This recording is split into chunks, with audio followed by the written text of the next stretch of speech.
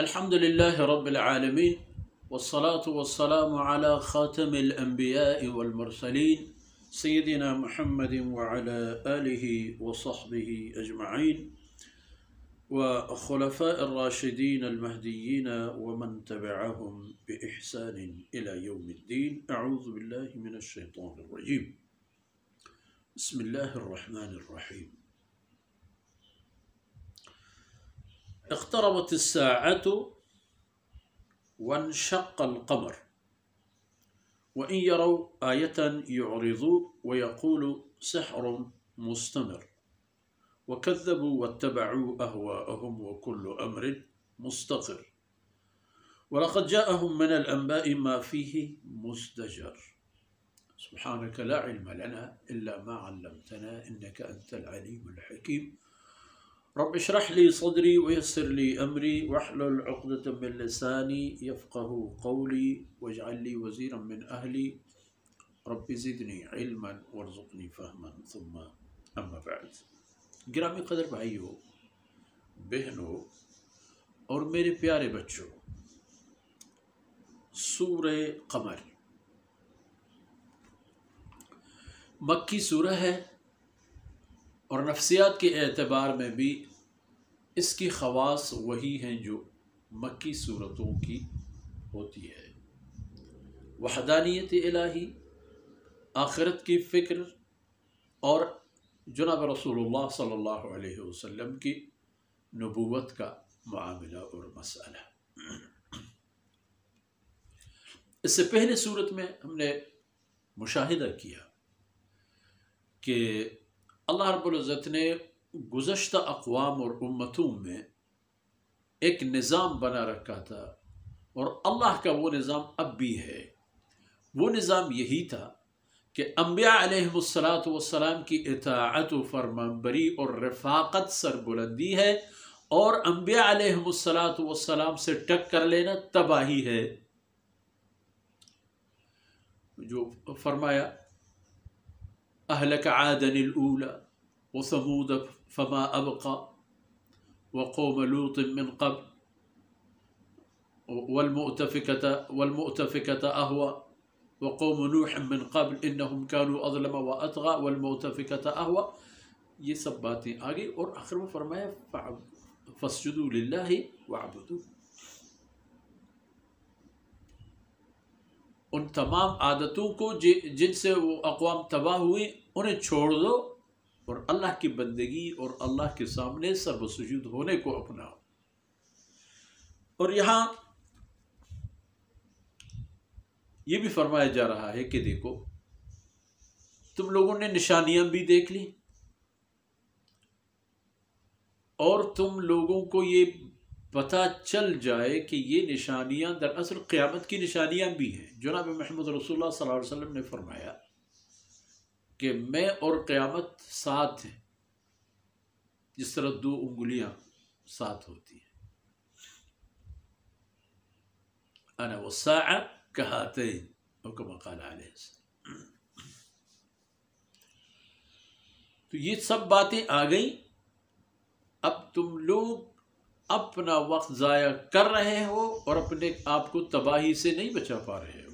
اقتربت الساعة وانشق القمر، قیامت بہت قریب آ گئی اور بطور نشانی یہی ہوا کہ چاند دو ٹکڑے ہو گئے. اور چاند کے دو ٹکڑے ہونے کا سبب بھی آپ لوگ خود تھے. جس طرح قوم صالح علیہ السلام نے ان سے معجزہ طلب کیا اور معجزے کی پھر پرواہ نہیں کی اور انجام کیا. اور تم لوگوں نے تو خود بتایا تھا کہ چاند کا دو حصہ ہو جائے. دو حصہ ہو گیا. آپ لوگوں نے بھی دیکھ لی، دنیا کے دیگر علاقوں کے لوگوں نے بھی دیکھ لی. تو فرمایا وَإِن يَرَوْا آيَةً يُعْرِضُوا، کوئی بھی نشانی اللہ رب العزت کی وحدانیت اور رسول اللہ صلی اللہ علیہ وسلم کی صداقت کا ان کے سامنے آ جائے، یعرضوا، تو اسے خاطر میں نہیں لاتے اور ان سے روگردانی کرتے ہیں اور کہتے ہیں کہ سحر مستمر،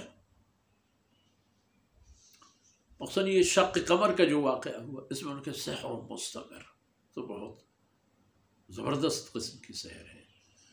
اور یہاں تک کہا کہ دیکھو اب اس کی جادو کائنات پر بھی چلنے لگا، دیکھو چاند کا بھی ٹکڑا کر دیا۔ اتنے عقل کے اندھے تھے کہ ایک آدمی کو اللہ رب العزت اگر اتنی طاقت دے دیتا ہے تو پھر تم لوگ کہاں جاؤ گے؟ اس کے راستے چھوڑ کر کہاں جاؤ گے؟ جبکہ جس راستے کی طرف یہ تمہیں بلا لیتا ہے وہ راستہ تم لوگوں کی بھی عزت اور سربلندی کا راستہ ہے۔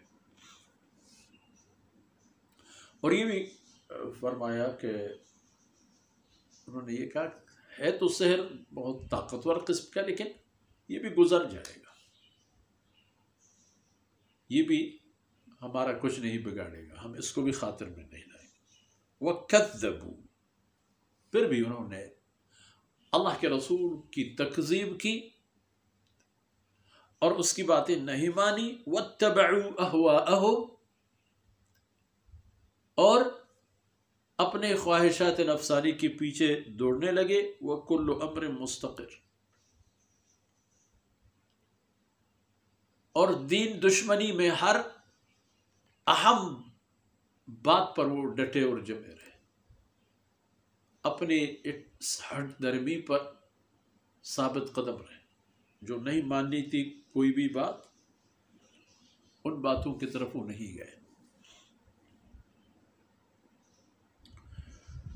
وَلَقَدْ جَاءَهُم مِّنَ الْأَنبَاءِ مَا فِيهِ مُزْدَجَرٌ، ان کے پاس خبر آئی ہے قوم عاد، قوم ثمود اور قوم نوح، تباہ شدہ جتنی بھی اقوام گزری ہیں، ان کی کہانیاں سرگزشت ان لوگوں تک پہنچے ہیں۔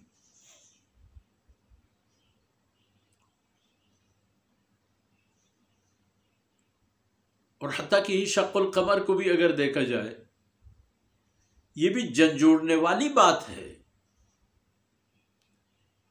یہ بھی ایسی بات ہے کہ وہ ان کی پورے عقل اور فکر اور قوت کو جھنجھوڑے کہ بات جب یہاں تک پہنچی ہے تو ہم کہاں جا رہے ہیں۔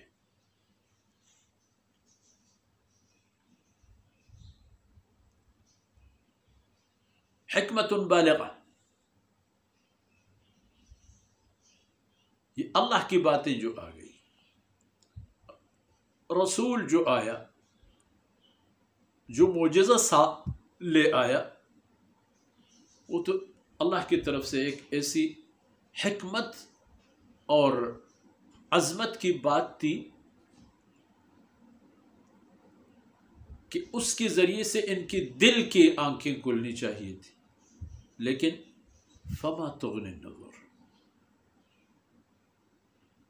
اس نے بھی، اس معاملے نے بھی، ان جیسے اور معاملات نے بھی ان لوگوں کو واپس آنے کی طرف کوئی